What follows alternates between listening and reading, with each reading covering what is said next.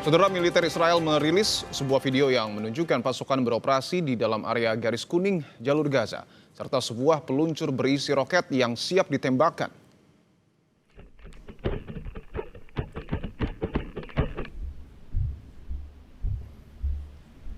Militer Israel mengatakan peluncur roket ini diarahkan ke wilayah mereka.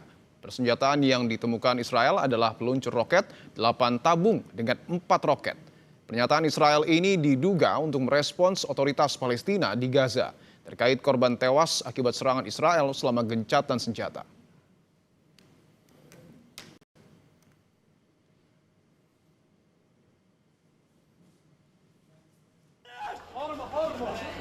Sementara itu, Kementerian Kesehatan Gaza mengatakan bahwa serangan Israel pada pertengahan minggu ini telah menewaskan 25 warga Palestina dan melukai 77 orang.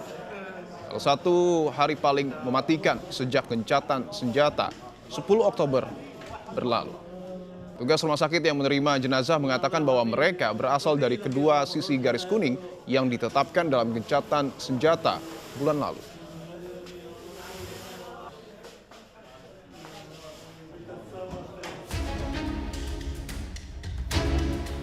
Resolusi perdamaian Gaza yang diinisiasi Presiden Amerika Serikat Donald Trump memasuki babak baru usai Dewan Keamanan PBB menyetujui pengerahan pasukan stabilisasi internasional ke wilayah Gaza, Palestina. Duta Besar Amerika Serikat untuk PBB, Mike Waltz, mengungkapkan bahwa resolusi ini adalah langkah penting yang diyakini dapat menstabilkan Gaza dan sekaligus menjamin keamanan Israel. Good evening, everyone. The United Nations Security Council has just adopted the United States-sponsored resolution on Gaza that does something we haven't seen in generations. It provides a real, actionable pathway to lasting peace for Palestinians and Israelis.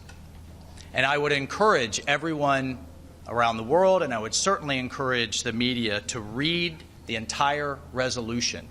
Read the whole thing. It is truly a victory for everyone who believes in a future where the Palestinian people can determine their own destiny. Keputusan ini juga memecah perhatian dunia, memantik dukungan, namun juga memunculkan kritik dan kekhawatiran dari berbagai pihak, termasuk Hamas. Hamas menentang penempatan pasukan PBB lantaran lebih penting mewujudkan kemerdekaan bagi rakyat Gaza, Palestina. Hamas juga menentang penyerahan senjata dan demilitarisasi yang berpeluang membuka konflik antara Hamas dan pasukan perdamaian PBB. مطلوب هو قرار مجلس أمن يمنع استئناف الحرب على قطاع غزة ويدخل المساعدات إليه ويؤسس لمسار سياسي تفضي إلى قيام دولة فلسطينية مستقلة. Presiden Prabowo berulang kali mengungkap kesiapan Indonesia menjadi salah satu negara yang ikut dalam misi ini. Bahkan Prabowo siap mengirim sekitar 20.000 personel TNI. Merespons hal itu, Wakil Kepala Staf Angkatan Laut Laksamana Madya Erwin Aldedarma mengungkap seleksi personel di Angkatan Laut untuk misi perdamaian Gaza sudah dilakukan, termasuk kesiapan alutsista. Wakasal bilang pengiriman pasukan ke jalur Gaza hanya tinggal menunggu perintah dari Presiden Prabowo Subianto. Sesuai dengan arahan dari pimpinan bahwa seluruh jajaran TNI saat ini mempersiapkan diri untuk bisa turut mensukseskan kebijakan pemerintah tersebut. Untuk jumlahnya saya belum tahu pasti, mungkin rekan-rekan wartawan malah sudah lebih tahu. Tapi yang jelas untuk kekuatan dari Korps Marinir sendiri adalah batalion-batalion yang mungkin akan disiapkan, salah satu atau antara lain adalah ZENI, kemudian kesehatan, kemudian juga untuk kebutuhan-kebutuhan logistik lainnya juga kita akan selalu persiapkan. Proses seleksi sudah berjalan, saat ini kita sudah mengumpulkan nama-nama, untuk selanjutnya nanti akan kita menyesuaikan dengan kebijakan dari pemerintah, apa saja yang harus kita siapkan, baru kita akan lebih detailkan lagi persiapan-persiapan selanjutnya. Praktisi hubungan internasional, Dina Prapto Raharjo menilai kesiapan Indonesia terburu-buru. Ia mewanti-wanti untuk waspada lantaran skema Dewan Keamanan PBB melalui pendekatan individu atau diinisiasi oleh Donald Trump. Ketergesa-gesaan kita untuk langsung merespon tanpa melihat betapa skema ini harus kita sikapi dengan ekstra hati-hati, dan harusnya Kementerian Luar Negeri itu justru sentral di sini menjadi pilar utama dalam menggerakkan kita kapan kita move, kapan kita tunggu dulu, karena skema internasional yang kali ini yang dilalui di Dewan Keamanan PBB itu beda sekali dengan skema Dewan Keamanan PBB yang biasa. Itu biasanya kita mencantumkannya negara. Jadi di sini nampak betul bahwa ini adalah Trump-centric gitu ya. Dewan Perdamaian perlu memastikan berdirinya negara Palestina merdeka dan peta jalan menuju solusi dua negara sebagai dasar perdamaian jangka panjang. Rakyat Palestina perlu dilibatkan untuk menentukan masa depan mereka. Tim Liputan, Kompas TV.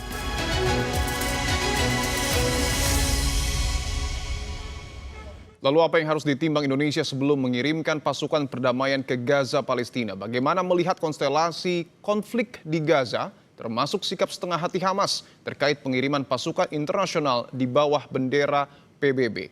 Petang ini kita bahas bersama Guru Besar Hukum Internasional UI, Hikmahanto Juwana, dan juga anggota Komisi 1 DPR fraksi PKB, Oleh Soleh. Bapak-bapak, selamat petang semua.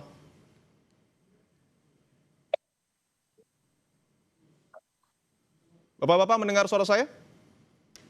Siap. Oke, Mas Dipo. Baik, saya ingin ke Pak Oleh terlebih dahulu. Pak Oleh, bahwa Presiden berkomitmen mengatakan siap mengirimkan pasukan kita ke Gaza. Tapi dari DPR sendiri melihat apa yang harus diperhatikan pemerintah dalam pengiriman pasukan ini?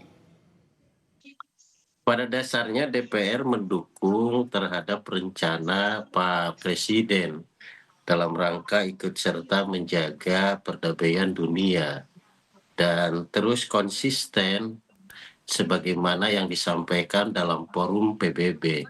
Namun demikian, perkembangan situasi di Gaza, terutama terhadap plan-plannya daripada Netanyahu, juga yang disponsori oleh Amerika, tentu ini kita harus berhati-hati, di mana ISF yang diinginkan oleh Israel adalah bahwa di bawah kendalinya Netanyahu. Nah, ini kan menjadi sumir ya. Dia yang berkonflik dengan Palestina, tetapi dia juga yang ingin memimpin ISF itu sendiri. Nah, tentu di sini adalah ada politik ganda tentunya. Dan saya yakin bahwa jika Israel ini tidak komitmen, apalagi kalau dia sebagai komando daripada ISF, saya yakin perdamaian di Timur Tengah, terutama di Palestina, ini tidak akan tercipta. Malah kami memandang, bahkan punya asumsi, seolah-olah ini juga akan dijadikan alat untuk Israel untuk menguasai daripada Gaza. Nah, oleh sebab itu, tentu DPR selain mendukung atas keterlibatan untuk menciptakan perdamaian, tetapi kita juga perlu hati-hati atas perubahan sikap dan situasi politik yang dilakukan oleh Israel maupun oleh Amerika. Oke, saya ingin ke Prof. Hikmahanto, bahwa tadi sudah disebutkan sikap politik Israel ini perlu diwaspadai. Anda melihat saat ini sudah tepat pengiriman pasukan kita ke Gaza, Prof. Hikmahanto? Sebenarnya masalahnya bukan tepat atau tidak tepat ya, karena resolusi Dewan Keamanan terkait dengan masalah ini sudah disetujui, meskipun ada dua negara yang abstain, tapi itu tidak merupakan veto ya, yaitu Rusia dan Tiongkok ya? Satu lagi Tiongkok, Cina, ya betul. Nah, namun demikian, kan ISF ini secara umum aja disebutkan di dalam resolusi. Kita tidak tahu secara detail. Nah, tadi Pak Oleh juga sudah menyampaikan, kita harus melihatnya ini secara detail. Bagaimana peran dari PBB. Karena ini sudah dibuat dalam konteks peacekeeping operations, PKO. Ya, bukan dalam konteks misalnya coalition of the willing yang tidak didasarkan pada mandat dari PBB. Oleh karena itu, kita harus memastikan bahwa ketentuan-ketentuan tentang peacekeeping operations ini harus dipatuhi. Dan kita tahu yang berkonflik ini kan antara Israel dengan Hamas. Jadi kalau misalnya ada suara-suara yang mengatakan Israel akan mempunyai komando, tentu itu harus ditentang oleh kita, pemerintah Indonesia, dan harus tidak dibenarkan. Karena apa? Masa mereka yang berkonflik seperti tadi Pak Oleh katakan, tapi dia memegang komando. Jadi ini nggak mungkin. Oleh karena itu, ini harus dibicarakan, dan kemudian juga kalau misalnya Israel menetapkan syarat yang kita dengar beberapa waktu yang lalu, Netanyahu mengatakan boleh masuk pasukan tapi harus mengakui dulu Israel sebagai negara. Nggak benar itu, ya nggak benar, nggak ada syarat-syarat seperti itu. Nah ini yang detail-detail kayak begini ini yang harus kita perhatikan. Di samping memang kita harus sudah menyiagakan pasukan kita untuk kapan mereka siap dideploy, ya. Sepanjang segala sesuatu yang detail-detail, ini tugas dari dubes kita di New York. Ya. Dan kemudian juga Kementerian Luar Negeri untuk melakukan fine tuning terhadap mandat dari ISF, mandat yang harus di dalam konteks peacekeeping operationsnya Perserikatan Bangsa-Bangsa, seperti itu. Oke, saya ingin ke Pak Oleh lagi. Pak Oleh, pembahasan antara DPR dengan Kementerian Pertahanan terkait dengan pengiriman pasukan ini sudah sejauh mana? Saya rasa belum dilakukan secara spesifik ya. Belum Tetapi dilakukan di ya Pak Oleh ya? agenda belum. Tetapi Oke. kalau di antar pimpinan mungkin sudah terkonfirmasi barangkali.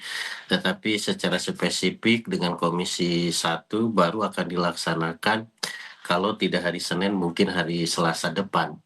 Dan tentu Komisi 1 akan menyinggung juga soal perencanaan terkait pengiriman pasukan perdamaian ini. Kami tentu dan secara khusus saya secara fraksi PKB pada dasarnya mendukung 100% terhadap persiapan Pak Presiden dalam rangka mengirimkan pasukan perdamaian. Tetapi timingnya harus pas. Kami harus Jangan ya. sampai di sana kita malah diperalat untuk memperkuat rencana ataupun misi daripada Netanyahu. Nah, kita tidak boleh. Oleh sebab itu perlu dipastikan dulu melalui forum PBB bahwa apa yang disetujui pada forum PBB itu ya harus tegak lurus pada kesepakatan itu. Maka tidak boleh lagi ada dualisme apalagi standar ganda baik dari Israel maupun dari Amerika. Saya rasa harus clear dulu bahwa misi perdamaian ini betul-betul untuk menciptakan perdamaian untuk mengamankan kedua negara, bukan untuk menjajah salah satu negara. Oke, saya ingin ke Prof. Hikmanto. Apakah kemudian forum PBB ini dalam tanda kutip mampu melawan Amerika ataupun Israel? Karena kita tahu juga Dewan Perdamaian ini dipimpin secara langsung oleh Presiden Amerika Serikat Donald Trump. Ya, Dewan Perdamaian ini ketua penasihatnya memang Donald Trump.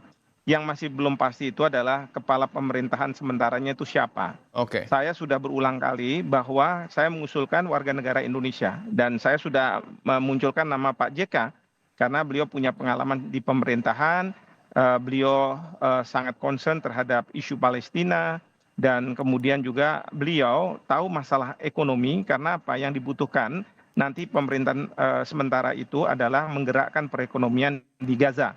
Nah, oleh karena itu boleh saja ketua Dewan Penasehatnya itu Presiden Trump, tapi yang penting itu adalah kepala pemerintahan, karena kepala pemerintahan yang melakukan proses day to day. Kalau kepala penasehat itu kan kumpulan dari penasehat-penasehat lalu kemudian memberikan arahan. Tapi yang akan menjalankan segala sesuatunya adalah kepala pemerintahan.